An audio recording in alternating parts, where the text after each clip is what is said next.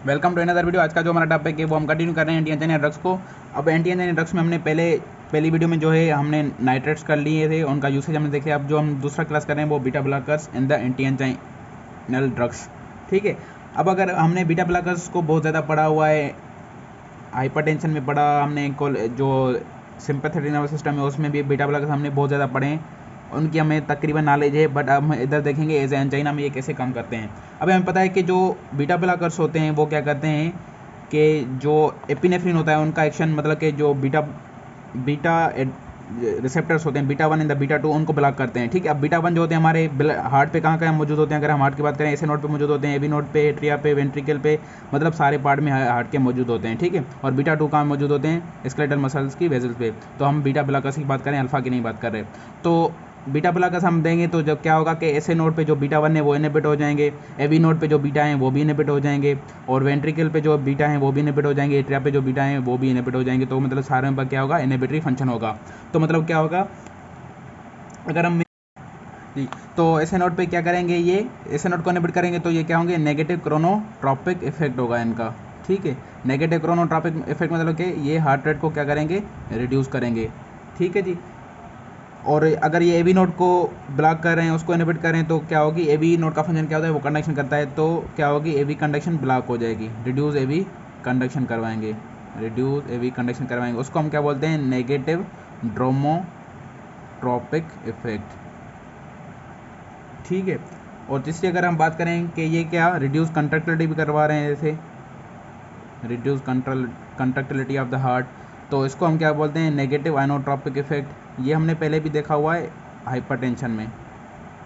ठीक है, और हमने बीटा ब्लॉकर जब किए तो उधर भी हमने इनका देख लिया एक्शन, क्योंकि जो बीटा रिसेप्टर होते हैं वो हार्ट पे स्टिमुलेटरी एक्शन होता है उनका। अगर हम उसको ब्लॉक करेंगे तो इनहिबिटरी फंक्शन हो जाएगा, तो इनहिबिटरी फंक्शन ये है।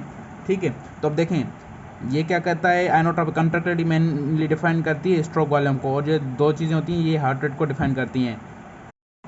ठीक है जी, तो हार्ट रेट भी डिक्रीज हुआ तो स्ट्रोक वॉल्यूम भी डिक्रीज हुआ, तो मतलब हार्ट रेट भी डिक्रीज हुआ और स्ट्रोक वॉल्यूम डिक्रीज हुआ, तो मतलब क्या हुआ कि कार्डिक आउटपुट डिक्रीज हो गया। और जब कार्डिक आउटपुट डिक्रीज हो जाएगा तो मतलब क्या होगा कि कार्डिक वर्क डिक्रीज हो रहा है। ठीक है, कार्डिक वर्क जब डिक्रीज होगा तो मतलब क्या कि रिड्यूस ऑक्सीजन डिमांड हो जाएगी हमारी, रिड्यूस ऑक्सीजन डिमांड। क्योंकि देखें ना, कार्डिक आउटपुट डिक्रीज है तो मतलब क्या कि हार्ट जो है वो ज़्यादा इतना काम नहीं करेगी। जब इतना ज़्यादा काम नहीं करेगी तो मतलब क्या, कार्डिक वर्क डिक्रीज हो गया, मतलब कार्डिक वर्क डिक्रीज हो मतलब कि ऑक्सीजन डिमांड कम हो गई, तो हमारे जो एंजाइना के सिम्टम्स हैं वो सही हो जाएंगे थोड़े।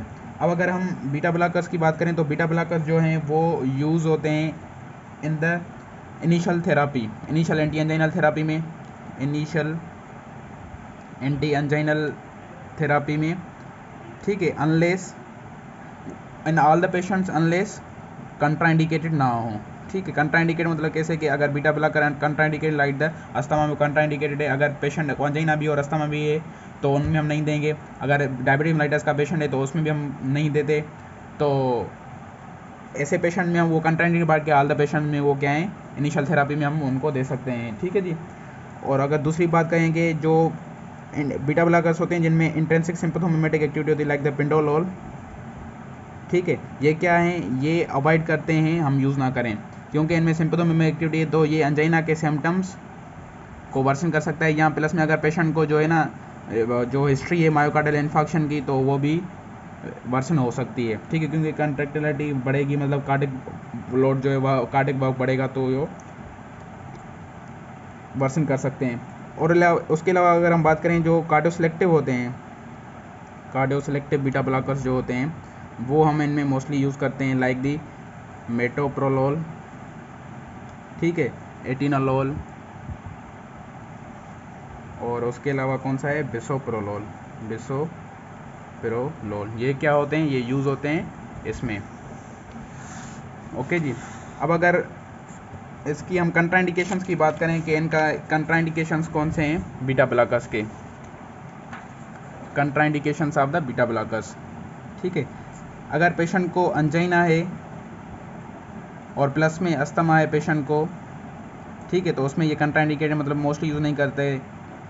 कार्डियोसेलेक्टिव वो वाली वो भी अगर उसमें साइड इफेक्ट होता है कि अगर वो हाइड्रोसिस में बीटा 2 को इनहिबिट करते हैं तो वो वर्सन कर सकते हैं, तो हमें या तो ख्याल से यूज़ करना चाहिए या तो हमें अवॉइड करना चाहिए। ठीक है, उसके अलावा क्या है कि अगर पेशेंट को एंजाइना है और प्लस में डायबिटीज़ मेलाइटस है, तो क्योंकि डायबिटीज मेलाइटस में बीटा ब्लॉकर्स क्या कंट्राइंडिकेटेड होते हैं, तो उसमें भी हमें यूज़ नहीं करनी चाहिए, ठीक है। और उसके अलावा मेन पॉइंट के बीटा ब्लॉकर्स अगर हम किसी पेशेंट को दे रहे हैं तो उसकी एब्रप्ट डिस्कंटिन्यूशन नहीं करनी चाहिए हमें। अगर हम एब्रप्ट डिस्कंटिन्यूशन करेंगे तो क्या होगी, रीबाउंड हाइपरटेंशन हो सकता है, और उसके अलावा इधर रीबाउंड एंजाइना भी हो सकती है, ठीक है। अब ये जो एब्रप्ट डिस्कंटिन्यू इसलिए नहीं करनी क्योंकि अगर हम रिसेप्टर को ज़्यादातर ब्लॉक करते हैं तो क्या होती है, रिसेप्टर की अपरेगुलेशन हो जाएगी। जब हम डिस्कंटिन्यू करेंगे एब्रप्टली जल्दी से डिस्कंटिन्यू करेंगे तो कैटेकोलामाइन की सर्ज होती है, तो वो रीबाउंड हाइपरटेंशन करवा सकती हैं, ठीक है जी। और ये जो बीटा ब्लॉकर्स होते हैं वो कॉम्बिनेशन में यूज़ हो सकते हैं, ठीक है, ये कॉम्बिनेशन में यूज़ होते हैं इन द एंजाइना में। नाइट्रेट्स पहले भी हमने देखा था कि जो नाइट्रेट्स हैं उनको हम बीटा ब्लॉकर्स के थ्रू कॉम्बो कर सकते हैं। बीटा ब्लॉकर्स हम क्यों करेंगे, क्योंकि जो नाइट्रेट्स के वजह से, क्योंकि अब देखें नाइट्रेट्स क्या हैं, वेज़ोडायलेटर हैं, तो उनमें पोस्टरल हाइपोटेंशन और रिफ्लेक्स टेकिकार्डिया हो सकती है। तो नाइट्रेट्स की वजह से जो रिफ्लेक्स टेकिकार्डिया होगी वो क्या करेंगे, बीटा ब्लॉकर्स खत्म करेंगे, क्योंकि बीटा ब्लॉकर्स क्या इनहिबिटरी, तो रिफ्लेक्स टेकिकार्डिया नहीं होगी हमारी।